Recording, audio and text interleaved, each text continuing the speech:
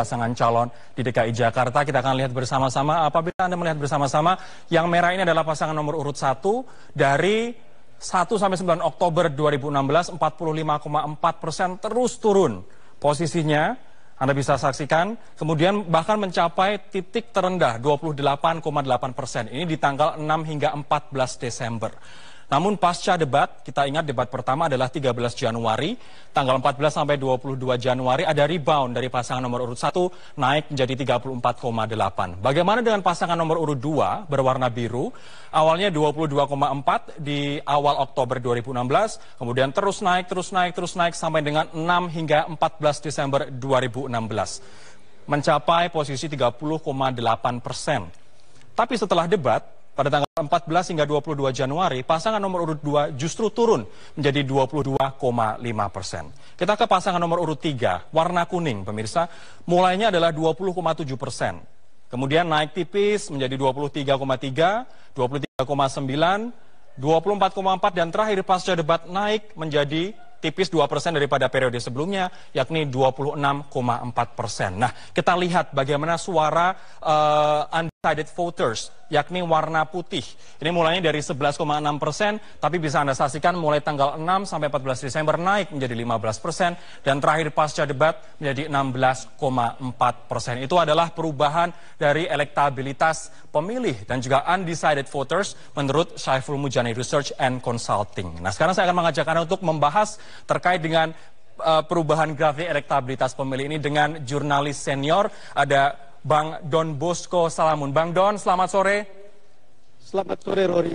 Bang Don, ini kenapa grafik elektabilitas dari Ahok bisa rebound, sementara Agus justru malah cenderung turun pasca debat, sementara Anies stagnan tapi ada kenaikan sedikit, 2% begitu? Itu pertanyaan yang sangat menarik, Rory.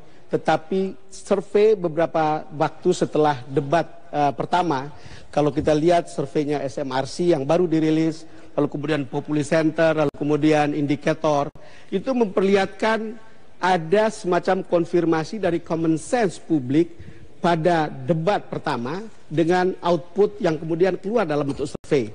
Saya kira kalau Anda ke jalan, Anda kemudian dengar orang bicara, baca di sosmed, baca di berbagai media, dengar di berbagai televisi, orang akan mengatakan bahwa pada debat pertama itu Ahok memenangkan debat ini. Kita tidak tahu seberapa jaraknya, tapi survei ini mengkonfirmasi common sense publik tentang itu. Tentu ada beberapa hal mengapa kemudian Ahok menang. Secara umum orang berbicara tentang bagaimana debat itu berlangsung di antara dua pasangan yang sedang berusaha keras untuk memahami Jakarta, belajar tentang Jakarta, lalu mengungkapkan apa-apa yang ingin dikerjakan sesuai dengan apa yang mereka pahami. Sementara Ahok dan Jarot adalah orang yang sudah memahami seluk-beluk Jakarta karena memang mereka petahana, lalu kemudian mereka juga sudah mengerjakan banyak, lalu mengatakannya dengan cara yang sederhana. Mereka tidak perlu terlihat menghafal, mereka tidak perlu banyak menyampaikan kata-kata, mereka hanya menyodorkan angka, mereka hanya menyodorkan fakta yang mereka kerjakan dengan kalimat sederhana. Publik bisa menangkap itu, lalu kemudian tentu mereka akan, publik mempunyai referensi untuk mengatakan, oh begini. Yang menarik sebetulnya, Rory, kenapa kemudian Agus itu menurun? Saya sungguh tidak tahu, tetapi mungkin ada sekarang terjawab pertanyaan, kenapa misalnya sebelumnya Agus enggan berdebat di televisi. Cuman pertanyaannya mungkin teman-teman surveyor bisa menjawab pertanyaan ini. Apakah ketika Agus berbicara, lalu kemudian ketahuan tingkat pemahamannya, lalu kemudian orang mulai ragu, dalam arti hearing is believing. Ataukah memang karena memang baru mengenal atau baru menyampaikan pengenalan tentang Jakarta.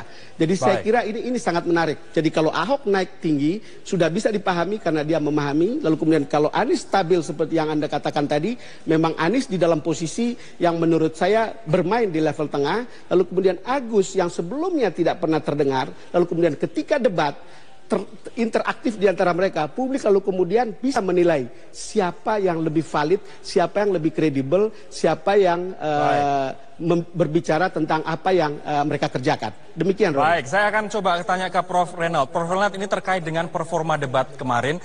Bandon mengomentari bahwa performa debat membuat publik paham bagaimana pemahaman masing-masing pasangan calon terhadap isu yang diutarakan. Anda setuju dengan itu? Ya, ini memang ada sesuatu yang dengan mudah dilihat ketika pasangan itu berinteraksi, begitu ya. Dari situ publik bisa melihat locus of control-nya ada di mana. Ketika misalnya seseorang tampil tidak berinteraksi, orang tidak tahu of control, locus of mengendalikan. Ada dirinya, ada orang lain yang mengendalikan. Sehingga ketika kalau orang lain mengendalikan, dia tidak banyak berbicara, dia akan kelihatan hebat. Ya. Tapi begitu dia muncul di panggung, ya, itu akan kelihatan dia itu dirinya sendiri atau dia itu adalah bentukan dari orang lain. Menurut Anda? Itu yang membuat kemudian publik belajar, ya, audiens belajar, oh ternyata ini dia dirinya sendiri. Dan kemudian di situ real dia. Dia tidak punya topeng, dia tidak punya apa. Tapi ada lagi orang yang wajahnya teoritis, ada lagi orang yang belum mempunyai sesuatu begitu ya. Nah, disitulah peranan dari tim suksesnya. Tim suksesnya bisakah menjadikan mereka itu orang dirinya sendiri. So kalau tidak menjadikan dirinya sendiri, dengan cepat publik baca, ini orang bentukan orang lain. Itu yang pertama. Yang kedua, itu adalah pendorong yang terlalu kuat. Jadi orang tuh jadinya kuat, bukan karena dia kuat, tetapi ada strategi lain yang melemahkan yang lain. Sehingga kemudian ini jatuh karena dilemahkan oleh orang lain. Bukan karena dia yang naik secara bukan karena peranan dia. Nah, tetapi publik belajar dan akhirnya kemudian publik bilang, capek deh. Gak asik nih, misalnya kita orang Jakarta, tuh gak asik ngomong identitas gitu loh. Ya, ngomongin sesuatu yang menyangkut sangat private, ribut, bertenang, gak asik buat orang Jakarta. Baik. Nah, disitulah terjadi rebound di situ. Yang tadinya orang sudah menjadi dirinya, itu bisa jadi naik di situ. Karena publik belajar, dia itu adalah dirinya sendiri. Baik, nanti saya akan ke Mas Zainal, tapi saya akan kembali dulu ke Bang Don. Bang Don, kalau Anda tadi membahas terkait dengan hasil pasca debat. Nah, apakah peradilan Ahok yang saat ini masih berjalan juga berpengaruh terhadap naik turunnya ketiga pasangan calon gubernur dan wakil gubernur DKI ini? Ini juga pertanyaan yang menarik, Rory. Saya sendiri tidak tahu, tetapi kembali lagi, kalau kita mendengar pembicaraan kumpul-kumpul para ibu, bapak-bapak, atau masyarakat, orang mungkin melihat ada pengaruhnya. Kalau lihat reboundnya Ahok tidak dimulai dari debat, artinya sudah 1 bulan sebelumnya, mungkin ada hubungannya dengan proses peradilan. Anda tahu proses peradilan kali ini, atau debat, bukan satu-satunya panggung bagi Ahok. Proses peradilan yang berlangsung itu juga panggung politik bagi Ahok. Sejak peradilan pertama, lalu dia mengatakan bahwa ini ada orang yang punya afiliasi politik. Lalu kesaksian-kesaksian yang tidak kredibel, yang bukan saksi, yang bukan dari melihat sendiri atau merasakan sendiri, mengalami sendiri. Itu membuat seluruh kredibilitas persidangan lewat saksi-saksi ini menjadi, kemudian publik mengatakan ada sesuatu yang kurang beres. Tentu tidak berarti bahwa Ahok akan memenangkan persidangan, karena itu sangat tergantung pada hakim. Tetapi setidak-tidaknya publik mulai melihat ada sesuatu yang membuat mereka tidak yakin bahwa Ahok benar melakukan penistaan terhadap agama tertentu ketika berpidato di Kepulauan Seribu. Baik, saya akan ke Mas Zainal. Mas Zainal, sebenarnya yang publik inginkan lebih itu program kerja dan juga prestasi yang nyata, atau sebenarnya dugaan penodaan agama yang justru malah mempengaruhi publik untuk memilih atau tidak memilih pasangan tertentu? Yang pertama kan kita harus lihat beginilah, itu kan bahasa standar pertarungan antara orang yang mau mengubah, mau melakukan perubahan dengan orang yang mau mempertahankan apa yang sudah dilakukan dan akan memperbaiki sedikit demi mengadopsi atau mengadaptasi dengan apa yang diinginkan oleh publik. Dan saya tidak akan bicara soal image dan sebagainya karena dua orang ini adalah jauh lebih ahli di situ. Cuman kan kalau mau dilihat peran gubernur, biasanya kan kita bicara di 2 level nih. Gubernur itu kan dia adalah wakil pemerintah pusat di daerah dalam yang disebut dengan dekonsentrasi, dan dia juga adalah pelaksana pemimpin di daerah itu sendiri dalam fungsi yang disebut dengan sentralisasi dan perbantuan.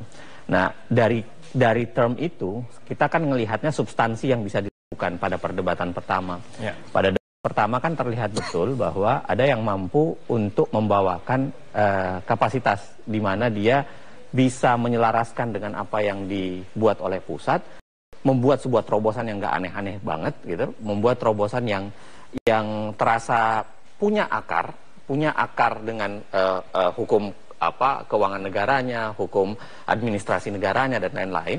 Nah, disitulah barangkali cukup berpengaruh. Itu yang pertama. Yang kedua, kalau soal problem hukum di luar dari perdebatan yang ada kemarin, misalnya yang terjadi di persidangan di kasus penistaan, sih menganggap bisa jadi ya, bisa jadi tidak. Bisa jadi ya, bisa jadi bisa tidak. Jadi ya, bisa jadi tidak. Tergantung. Mereka berdua akan jauh lebih. Walaupun masyarakat Jakarta dinilai adalah masyarakat paling dan paling analytical begitu. Tapi yang menarik barangkali bisa kita lihat apakah memang ini mempengaruhi keseluruhan cara pandang orang terhadap Ahok. Karena jangan-jangan ini yang disebut dalam term-term pemilu kada itu kan ada juga yang disebut pemilu disebut dengan silent voters.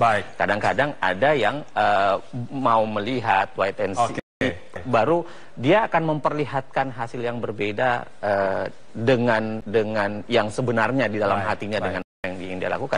Dan itu barangkali akan memberikan efek yang besar. Baik, kita harus jeda terlebih dahulu teman-teman. Nanti saya akan sedikit membahas terkait dengan beda lembaga survei, beda hasilnya. Apa penyebabnya? Kami akan kembali sesaat lagi.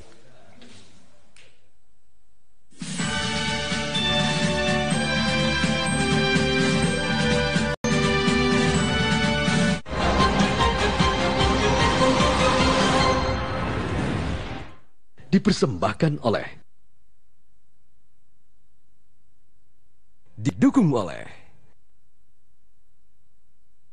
I choose Hydro Coco. I choose original, natural, healthy dari perkebunan kelapa terbesar.